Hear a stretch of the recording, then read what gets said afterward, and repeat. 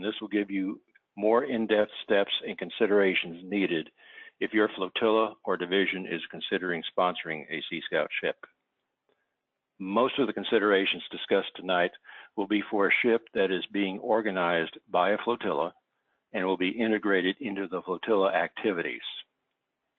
The steps to sponsor a ship that is not going to be will not be tightly integrated into the flotilla activities is the same. However, most of the considerations will be different.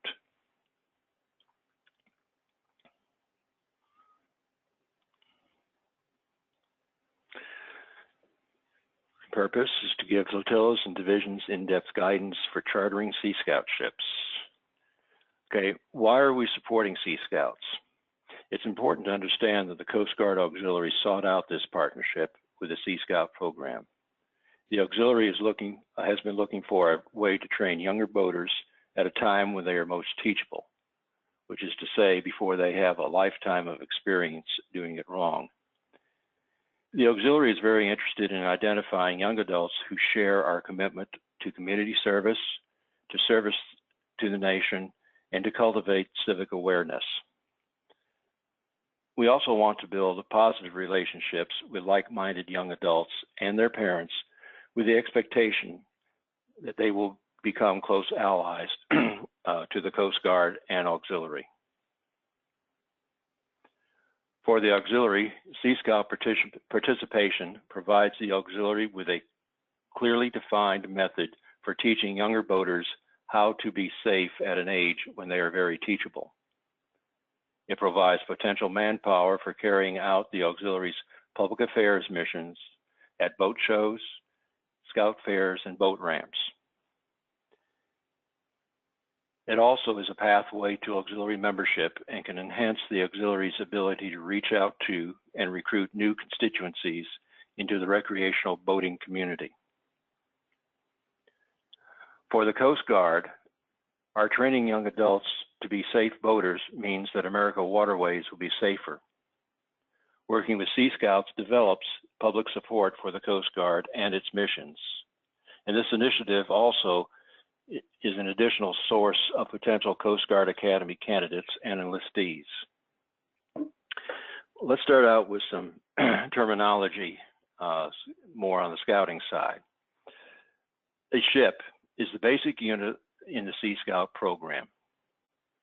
It is the equivalent to a Boy Scout troop and parallels to the auxiliary flotilla. The council covers a geographic area from a single city to multiple counties, an entire state, and can cross state lines. It equates to the auxiliary division. All ships are chartered in the council that services the geographical area in which the ship is located. Councils with multiple ships will often have a council commodore, who is the scouting adult volunteer who oversees the Sea Scout program in the council. A BSA district is an administrative subdivision of a council that directly services and supports scout units. Each district will have a district executive who is a scouting professional. The district will also have a number of adult volunteers, including a district commissioner whose role is to assist units in their district, and unit commissioners who are assigned specific units to work with. The charter organization, which in our case is the flotilla or division, is the entity or person that sponsors a Sea Scout unit. The skipper is the adult volunteer leader of a Sea Scout ship, like a scoutmaster, who delivers the program to the youth. Mates are other adult leaders who assist the skipper in delivering the program to the youth. The ship committee are adult volunteer leaders who help manage the ship, but don't regularly work directly with the youth. The ship is essentially a franchise agreement between the charter organization and the local BSA council. In it, the charter organization agrees to follow BSA organization and program standards, approve adult leadership, provide or arrange for a meeting place. The ship itself is not a legal entity. but the charter organization must be enough of one to be able to enter into a contract. Nationally, about 75% of ships are chartered to churches, VFW boats, etc., with the remainder being nautical organizations like yacht clubs, power squadrons, and now the auxiliary. There are two primary chartering models for flotilla-sponsored ships. The traditional model, which is shown on the left, and the tightly coupled model with the flotilla is shown on the right. Under the traditional model, the flotilla serves as a charter organization, but the ship mostly operates independent of the flotilla. The ship is responsible for its own on-the-water activities and meetings. Its adult leadership doesn't necessarily overlap the flotilla. The only adult leader who must overlap is the charter organization rep.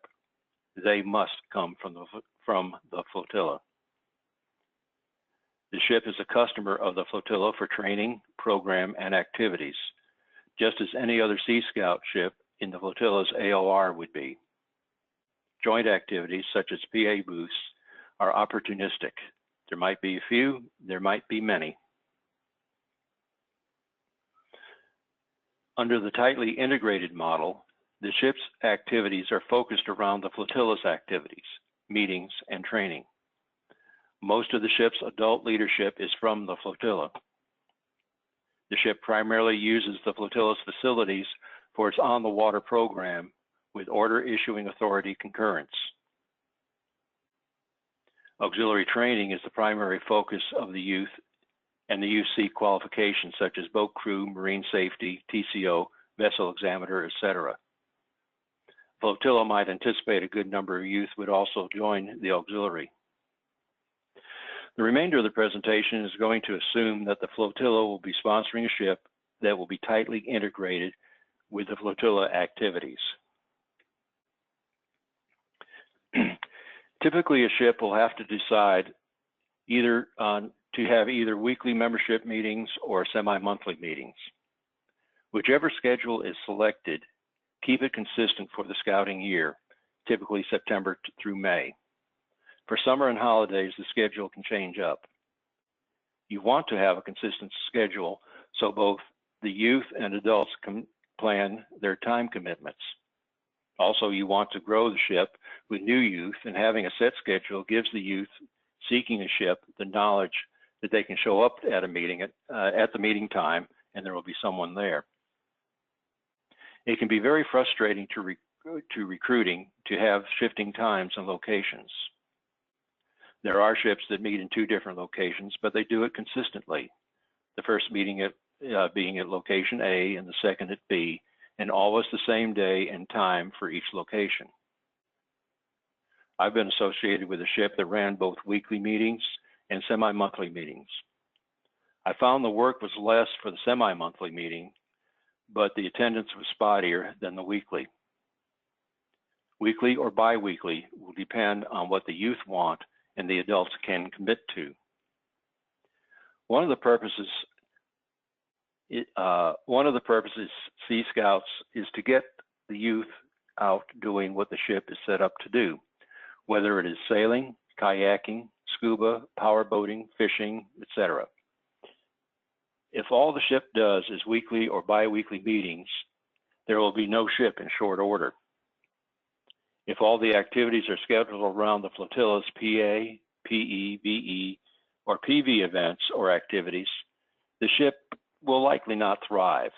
It may exist, but you will most likely see low membership numbers and attendance. Remember, it is bodies and boats. Teaching the youth how to be safe on the water and how to have fun on it, in and around and under it safely. Therefore, a monthly activity where the youth are doing what they joined for and leading and teaching the activity with the adults supervising is a key element to the success of a ship. The quarterdeck is collectively the youth leadership of the ship. The youth members elected these youth officers to lead the ship until the next election. Terms are generally either 12 months or 6 months, with 6 months being more common. These meetings can be before a regular meeting or at a time and place other than the ship meeting day and location. I've found the Starbucks or a restaurant can work well. Food attracts. Boy Scouts have summer camps that are typically a week in duration per session. For Sea Scouts, this activity is called a long cruise. Ideally, it is a week or so long, with the youth being able to experience something different from their regular activities. It might be a session at one of BSA's high adventure locations, like Sea Base in Florida, Virgin Islands, or the Bahamas, Northern Tier, a canoeing expedition along the US-Canada border, a kayak or canoe trip down the Buffalo River in Arkansas to the Allegheny River in Pennsylvania. It might be a cruise with multiple ships, like from Galveston to Corpus and back, or a bareboat charter in the Virgin Islands or elsewhere. It could be a series of Friday to Sunday activities closer to home. Whatever it is, it will give the youth the opportunity to lead, teach, and learn, and above all, to have fun and bond together as a social group. The ship committee has its own function. It has the oversight of the program and is it succeeding or not. Its function is to support the youth and skipper and mates in delivering a quality program that meets the BSA requirements and the goals of the sponsoring organization. For an active ship, a monthly committee meeting is not unusual. The skipper is the key adult for the ship. The skipper delivers the scouting program to the youth and works directly with the quarterdeck, the youth leaders, and the youth themselves. It is the skipper's duty to see that there is a program for each meeting, and this ideally is created by the quarterdeck and reviewed by the skipper. The skipper is the go-to adult leader for the ship. This position is equivalent to that of the flotilla commander and can be time-consuming. Mates are the ship's vice flotilla commanders. Their assistance can cut down the time commitment of the skipper. If there are multiple mates, generally one will work with the youth officer in charge of program, the bosun's mate program, and one with the youth officer handling admin, the bosun's mate admin. Time commitments listed here for the committee chair and committee members assume there is a monthly committee meeting and or the member attends some of the ship meetings. The time commitment can be as little as 0 hours for some months. The charter organization representative time commitment is based on participating in council and or district meetings.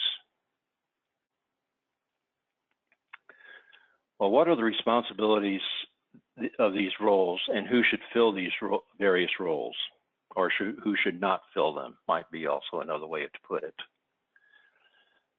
The committee, the charter organization rep is the link from the ship to the council. The COR has a say in the business of the council and the district their unit is chartered in. This is where the most time commitment will come from, possibly 4 to 6 hours a month. You can see what the primary responsibilities are. They are automatically a voting member of the local council and district, and the charter organization rep is encouraged to become an active member, participating member of the district's committees. The COR is one of the key 3 adults for the ship, and it must come from the flotilla or division if the division is sponsoring. It is the flotilla or division's representative to the BSA council and the BSA district. Time to meet the COR commitments is key. And the COR, it must be, as I said, must be a flotilla member, and this is whether it's an integrated or a traditional model. There are no exceptions to this requirement. If the flotilla commander is the HR officer, This is not a good position for him to fill because of his commitments. You need to look closely at the time commitment for the flotilla commander and the vice flotilla commander and see how it will affect their flotilla functions and their life at home and work. It is recommended that the flotilla commander or the vice flotilla commander fill this position, at least for the initial charter.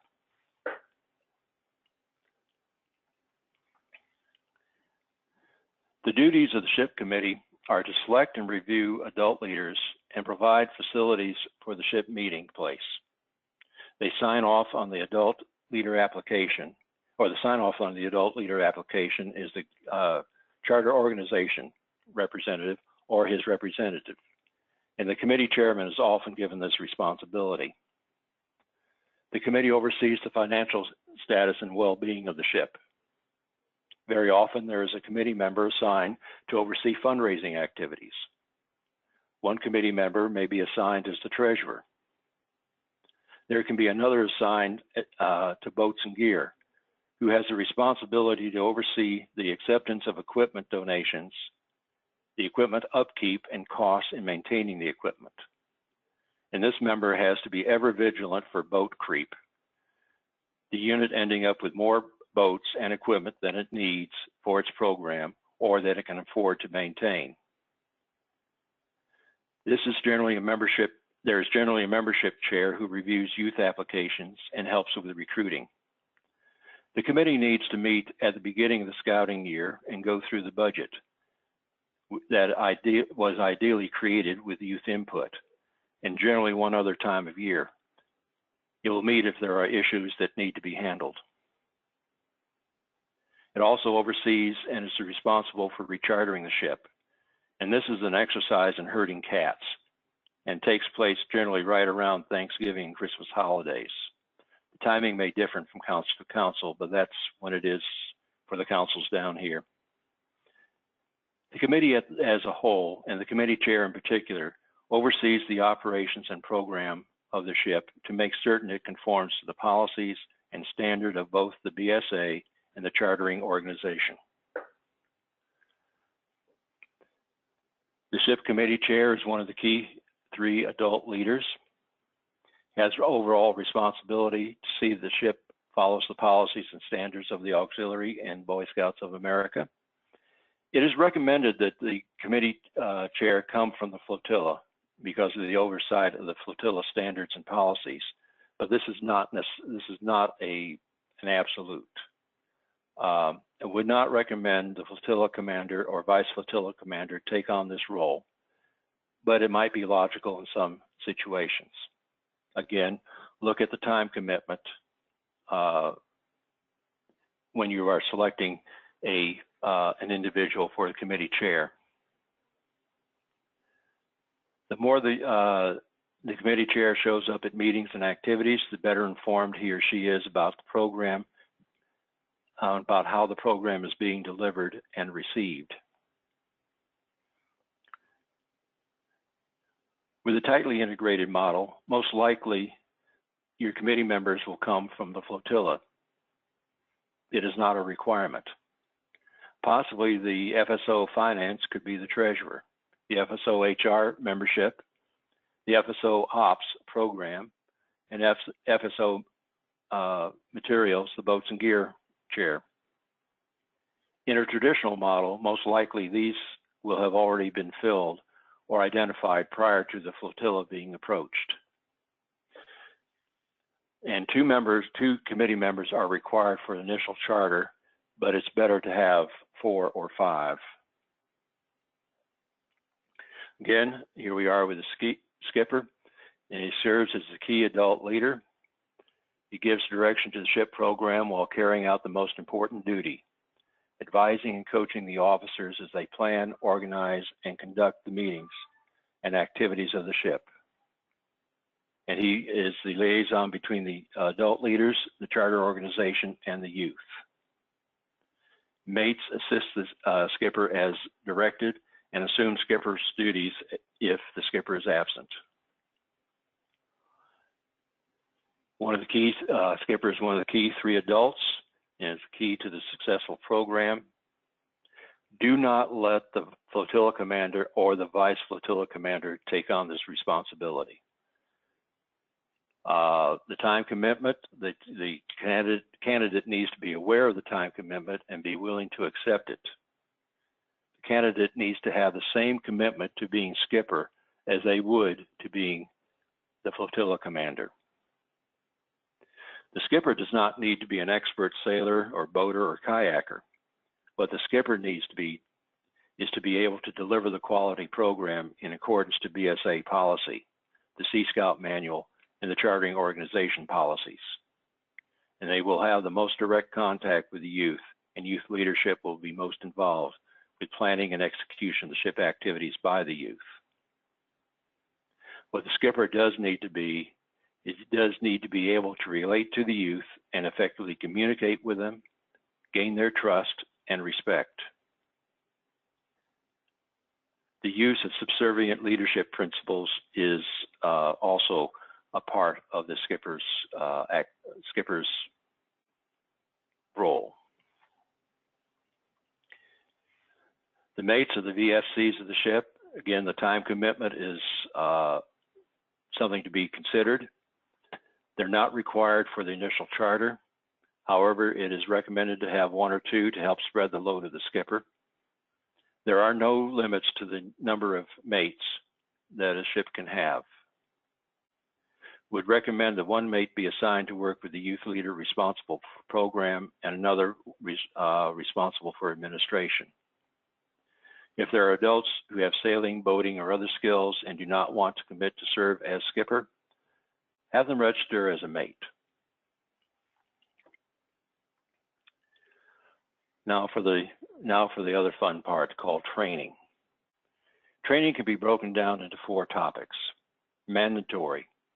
This is what you must do, period, the end. Position specific. For certain positions, this can be mandatory. The skipper is one. The committee chair is another. The COR is another.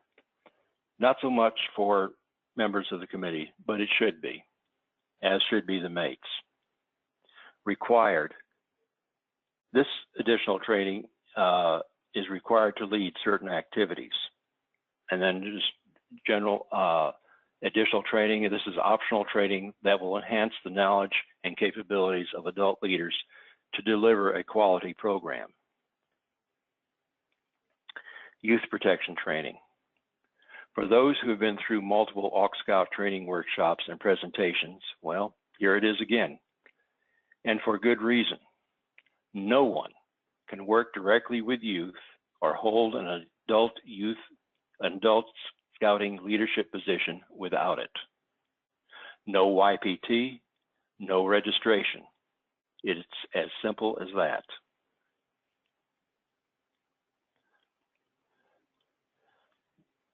You can use this link, tinyurl.com, AuxScout 3 links, AuxScout links 3 to get to the youth protection training. This link is given at the end of the slides, so you have the opportunity to write it down. Once you get into your My Scouting training dashboard, there's a tab on your dashboard for your youth protection training. All other training that has been listed and is required or optional is also available through the same dashboard. A caution about online training. The BSA website states that for PCs, Google Chrome must be used, and for Apple, Safari must be used. Otherwise, you run the risk of your certification not being recorded to your training records. All Sea Scout adult leaders must take BSA YPT training. When a flotilla is sponsoring a ship, the AuxScout SOP requires that certain flotilla positions must also have successfully completed YPT training. There is no distinction made between a tightly integrated flotilla ship relationship or a traditional relationship. These 5 officer positions must be YPT trained. No training, no ship. Or if you want the ship, you need, and the officer does not want to train, you need to replace that officer with someone who is trained or is willing to be trained. BSA and auxiliary are serious about youth protection training, and you need to be too. It is designed to protect the youth, and it is designed to protect the adults so that they do not put themselves into situations where they could be accused of improper actions. The auxiliary SOP also, AuxScout SOP also has requirements for, potential requirements for other staff officers. So if you have if your program is going to, if your Sea Scout program is going to include VEs and program visits and communications, those flotilla staff officers will also have to have YPT training because they have oversight of programs that the Scouts will be participating in. Any flotilla or division officer requiring YPT training cannot hold that position until he or she has taken, passed, and submitted the YPT certificate for entry onto AUX data. And also for flotillas with Sea Scout, sponsored Sea Scout ships, members assuming the offices listed or any office requiring YPT based on activity must successfully complete YPT prior to assuming their office. Now, position-specific training for Sea Scouts, it's two training modules. One is the charter organization representative, and only the charter organization rep needs to take this. All others, Sea Scout adult leadership positions training is completed through the Sea Scout adult leadership Sea Scout adult basic leadership training. And this may be available through your myscout.org dashboard, My Training Requirements. Point here for the Sea Scout adult basic leadership training, if you have the opportunity to take it, the course in a classroom session, I would highly recommend you do. You have the opportunity to ask questions and to meet and network with some very knowledgeable Sea Scout leaders. The course should take about 4 hours in person. Additional training, and this is BSA training, is safe swim defense for events involving swimming, safety afloat for events involving boating activities, weather hazards for all outdoor events. These are available through your myscouting.org, your account on My Dashboard, My Training and Requirements. Additional training opportunities. IWALS, or Introduction to On-the-Water Leader Skills. This gives adult leaders an introduction to resources and on-the-water skills they need to assist Sea Scouts in achieving the ordinary rank. The ordinary rank is the Sea Scout equivalent to the Boy Scout first class rank. Sea Badge is leadership and management training focused on the how-to aspects of managing a successful Sea Scout, youth-led Sea Scout program. This is a weekend course held throughout the U.S., and its objectives are to improve the understanding of leadership, management, and motivational skills among adult leaders, provide management, leadership, and presentation skills and tools to adult leaders so that they may use and share them with others in their day-to-day Scout activities. Use the skills and tools acquired at Sea Badge to improve the quality of the Sea Scout program and encourage the development of lifelong contacts and sharing of resources by and between course participants and staff. Other training considerations for AuxScout. The AuxScout SOP adds some additional requirements for training that we've kind of mentioned already, the BSA Safe Swim Defense and the BSA Safety Afloat. At least one auxiliary or Sea Scout leader with current BSA Safe Swim Defense training is required for the conduct of swimming-related activities, such as those associated with the AuxPad paddle, the AuxPad program, the Auxiliary Paddlecraft program. At least one auxiliary member participating in a mission on an auxiliary surface facility, lead or crew, shall have successfully completed the BSA Safety Afloat training and CPR training prior to commencing the mission. Going back briefly to other positions required for taking YPT training, I would want to add that if your flotilla is going to be using boat crew training and underway training as part of your Sea Scout activities, have all of your boat crew and coxswains take YPT training and take BSA Safety Afloat. That way they are covered. Okay, now we get to the point of chartering a Sea Scout ship. This is what steps need to be done to charter a ship. What a BSA Council can do for you? Well, they can provide guidance for recruiting and recruiting materials. They'll provide training opportunities for youth and adults. What they will not do for you, they will not recruit youth for you. They will not recruit adults for you. They will not find a place for you to meet, and they will not obtain equipment for your program. That said, however, by working with the Sea Scout Committee of the Council Commodore, if there is one, they may be able to help you with some of these needs, but don't depend on them to do your job for you, but they can help. What you must do for yourself, you must recruit your youth. You must recruit your adult leaders. You must find and provide a place to meet.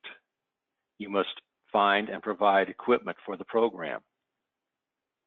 And depending on where you are located, the support for the Sea Scout program, the Sea Scout Committee Council, the Commodore, may have access to resources that can help you with these issues.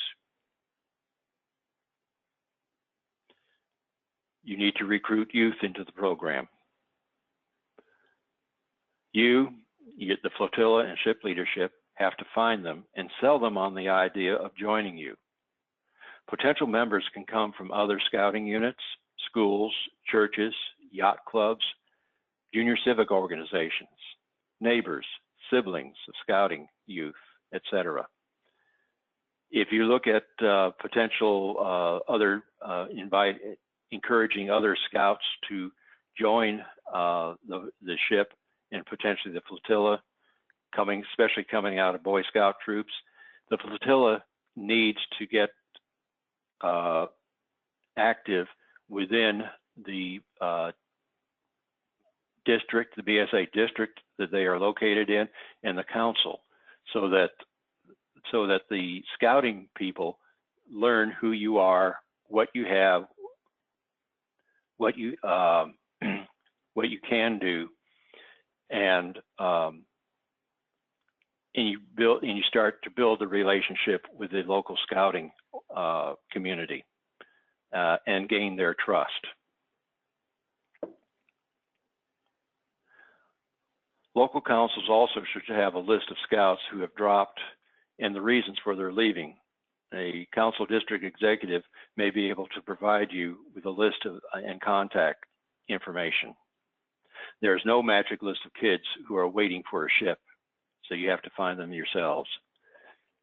Finding adult leaders can be as tough as finding youth to start a ship. In the area I live, there was a ship that was ready to go. It had the youth and it had all the adults except for the skipper, and they could not find a skipper. And so the whole thing kind of died. So the skipper may be the most critical adult position to find. It might be take the longest to fill, but it could be the first to fill. It depends on who is interested in serving. Where you find your adults, other sailing programs, former scouters, power squadrons within the auxiliary, military personnel, networking, church, work. You can find them most anywhere. You just need to let people know you have a need. The chartering process. If you are taking the initiative to start a ship, you would first contact your division or district AuxScout staff officer, and he will help you contact the right people in your local council. The right people will generally be the council commodore or the council's district commissioner. Some councils may even have a professional on staff who is assigned to work with Sea Scouts. You will contact your local BSA council contact provided by the DSO or SO, and you should be put in contact with a new unit organizer in the council. It's either a volunteer or a professional. Some councils have a new unit commissioner whose job it is to work with a startup unit through the registration process and during the first 3, 6 months and maybe to a year. Your flotilla commander or vice flotilla commander will meet with the council staff member and organizer. And then the organizer meets with your flotilla and reviews the purpose and program of the Sea Scouts. And this will be done at one of your regular flotilla meetings. You will then have an organizational meeting. And this is where the flotilla commander and the vice flotilla commander meet with the flotilla and or division members and adults who have volunteered to take leadership roles in the new Sea Scout ship. Adult Sea Scout leadership training is scheduled, and from this meeting, at least 5 adults must commit to taking leadership roles in the new ship. The minimum required positions for chartering are the charter organization rep, which must come from the flotilla, the committee chair, which should be from the flotilla, 2 committee members, and the skipper. You also take a capability inventory, and this is a list of adults in the organization who can help with instruction, with resources, with equipment for ship meetings and activities. This is your in-house, these are your in-house resources. And then you kind of plan your first 3 months of meetings. Then you go out and recruit your youth. The national requirements is to have 5 youth to start a Sea Scout ship. Some councils require more. The council I'm in right now requires 10.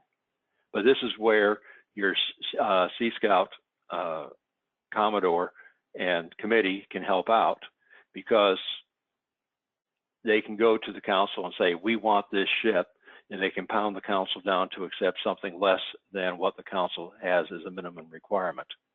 So it is important to work with your local Sea Scout Commodore and committee if the council has one.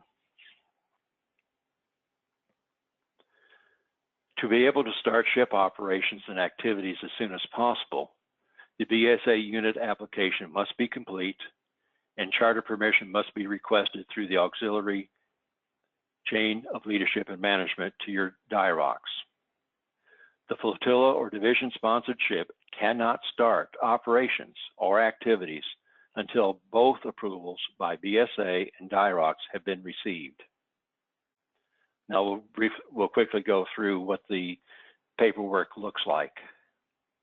This is the new unit application.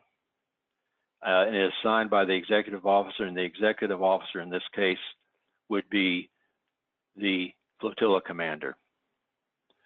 On it, you see that there is a place for youth registration fees, leader registration fees, accident and sickness insurance fees, Scout Life fees. The new annual registration fee for youth is $60 per year, and the insurance has increased from $1 to $3 per registrant. The registration fee for adults is now $36 per year. These fees are prorated depending on when in the year you charter. So if you charter in July, the fees will be 1/2 of what the stated numbers are, except for the insurance. Also, if a adult or youth is already a member of another scouting organization, whether it be another Sea Scout ship, adventuring unit, a Boy Scout unit, they can register as a multiple, and then they only have to pay the $3 insurance fee. You only get charged once for membership, regardless of how many units you belong to. This is the annual unit charter agreement. This is filled out initially when you do your charter, and it's filled out at each recharter. And this is signed by the flotilla commander and the charter organization rep, because you have the charter organization and you have the and the charter organization rep. Sometimes those can be the same person. This is the BSA adult application. Your adult application gets approved by the charter organization rep or his representative, which is very often the committee chair. All information on the right-hand side, where you have very little space to write, needs to be filled out. What will happen is your applications will be looked over. If there's nothing on the right-hand side that needs to be explained, it will generally be signed off and sent up to the council. The council will then run the background check. And if something comes up in the background check that the council runs that either would prohibit the person from being an adult leader, or the council may have questions, come back and say, are you aware that this happened to this person such and such a time? Then if in the second case, you have the option to say, yes, I am aware, or I understand, I still want him as an adult, or still want the person as an adult leader, or you can say, no, I do not want the person as adult leader, and drop him from the rolls.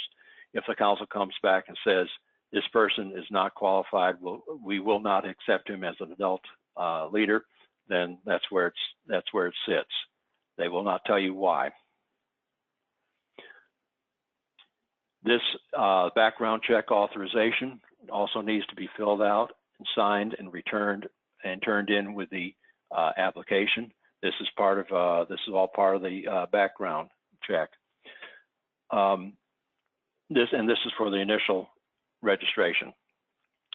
In this past year, all registered adult leaders were requested to fill out a form, additional disclosures and background check, to permit BSA to do, I believe it is biennial background checks.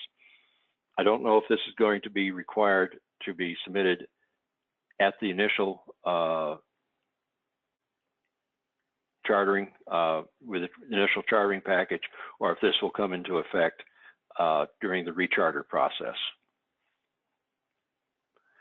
And this is your BSA youth application. And the signature is that of the skipper. So for the BSA chartering, you turn in the paperwork to a council for the approval. Your package will include your new unit application, your annual charter agreement, which requires the flotilla commander's signature, your adult applications, your youth applications, your proof of youth protection training for all adults and youth who are 18 years of age and older when the paperwork is submitted.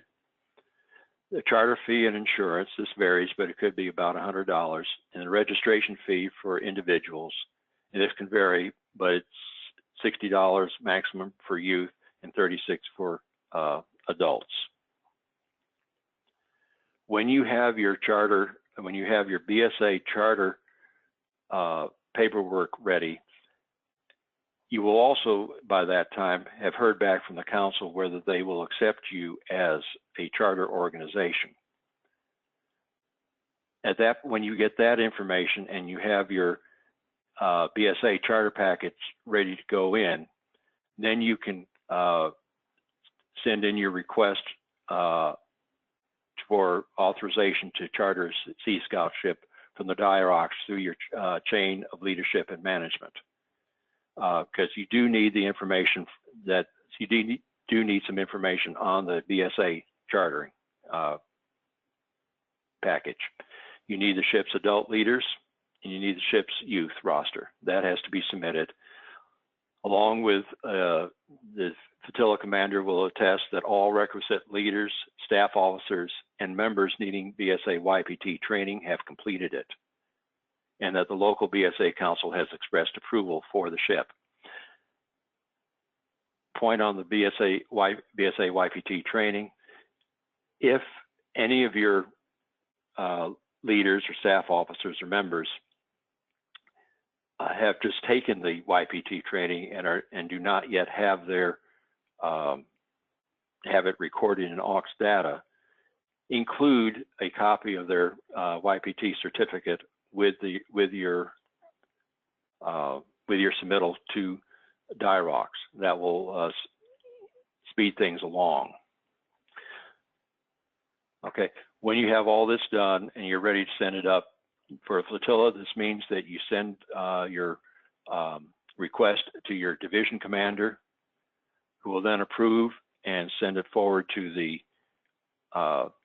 district commander, who will approve it and send it forward to DIROCS for approval. Once DIROCS receives it and approves it, an auxiliary charter to the flotilla will be issued. So your BSA council has approved your charter, your DIROCS has approved your submittal. When you have received both the BSA and DIROCS approvals, then you can launch and start your activities. Celebrate with a formal presentation of BSA and auxiliary charters. And this may be something that the DIROCS wants to see and even recommends doing. All this is public affairs and advertising for the success of the program. You might want to work with initially with a boater safety class. And you want to make training as hands-on as possible. And this is because the youth who join the Sea Scouts are motivated. And many are taking advanced classes in high school. They may be taking AP classes, dual credit classes, and are involved in various high school extracurricular programs, such as sports, band, orchestra, theater, chorus, robotics. They don't need to, nor desire to follow their packed school schedule with an additional classroom environment at night. So the less classroomy you can be, the better it is for you. Also, for example, if you have an 8-hour sailing day scheduled and 4 hours are spent cleaning a boat and 2 hours are spent in a classroom environment, that only leaves 2 hours to go sailing. This is, if that is a repetitive activity for your sailing days or activity days, you will be losing membership. So make sure to balance training with fun activities to keep your youth engaged. The following is just a quick first-year program outline, and it's taken directly from the New Ship Organization Guide. I'll just go through this quickly so that we will have time to answer questions and not run too much longer. So, first month. This runs a program from May to April. This would be needed to be adjusted depending on when you start your program. Comment on uniforms. There's now only one authorized uniform for Sea Scouts, and that is the New Century uniform. It can be obtained from Dickies or 511 or LAPD gear. You'll see some ships with legacy uniforms with voights, khakis, chambrays, etc. Those are legacy uniforms, and they are no longer official uniforms. The youth have options for t-shirts and types and color and you should determine what design will go on the t-shirts. And if you want to have a ship patch, the youth need to design that as well. Second month,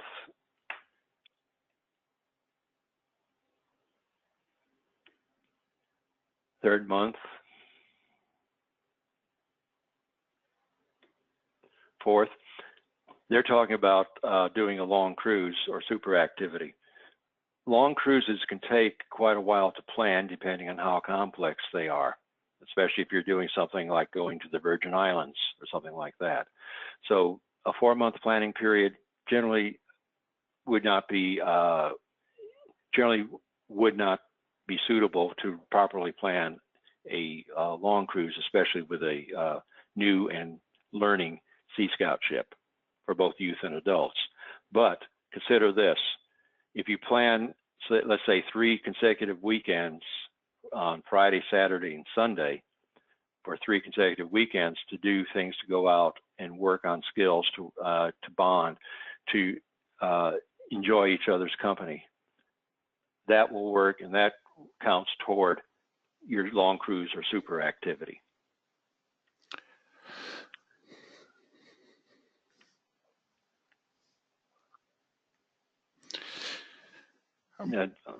Bart, let's wrap it up here and give people a few moments to ask questions.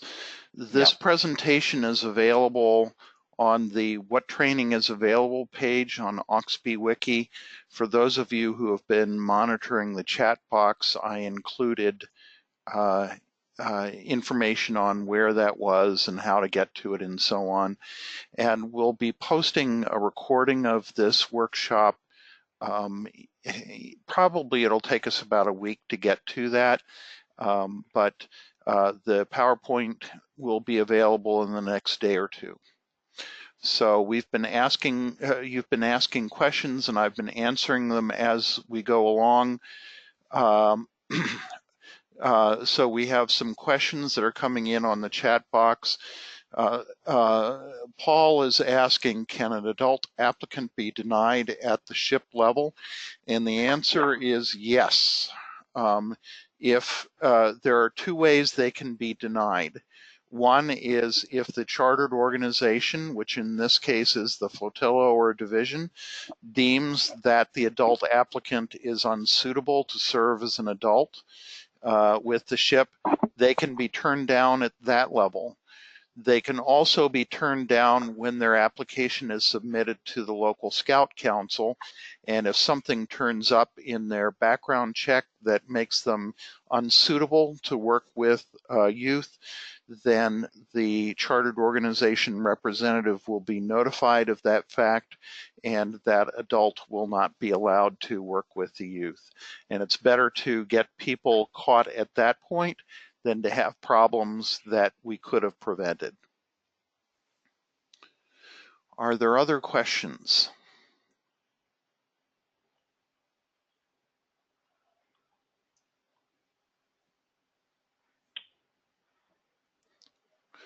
We've had a number of really good questions come up on the chat box. To clarify, the chain of leadership and management approval process is for getting permission from DIROCS to allow the flotilla or division to charter a Sea Scout ship. The request is made to the division commander, who, if he or she approves, then forwards it to the DCAP, then on to the DCO, and finally to DIROCS. Let's see, we have a question. Can we get a list of local Sea Scout ships? We can do one even better. Let me, I'm going to give you a tiny URL. Let's see, here it is. I'm going to type put this into the chat box. This tiny URL.com/AuxScout map. AuxScout is all uppercase and map. That map has all of the Sea Scout ships in the country, plus all of the flotillas in the country. Now, I can't promise you that it's 100% up to date, but it's as up to date as the information we have.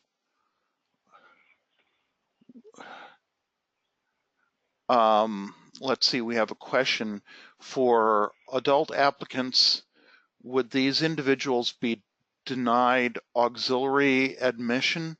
Well, if somebody is registering as a BSA leader, but not registering as an auxiliarist, then I don't think that comes into play.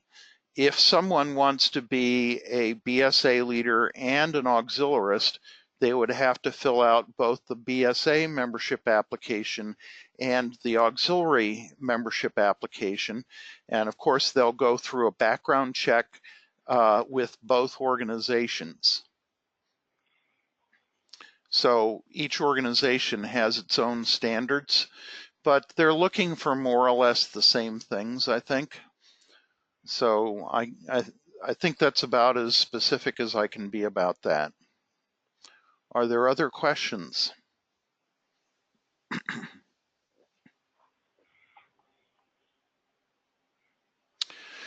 All right, well, I'd like to thank Bart for doing a great job presenting this workshop this evening. We will update the PowerPoint on the website as soon as we can, and we will post a recording of this workshop. It will probably take a little longer to do that because that has to go through some additional steps. But once it's available, it will be available on the AuxB Wiki website. So thank you very much, everyone, for attending this evening, and thank you for your support of the AuxScout initiative.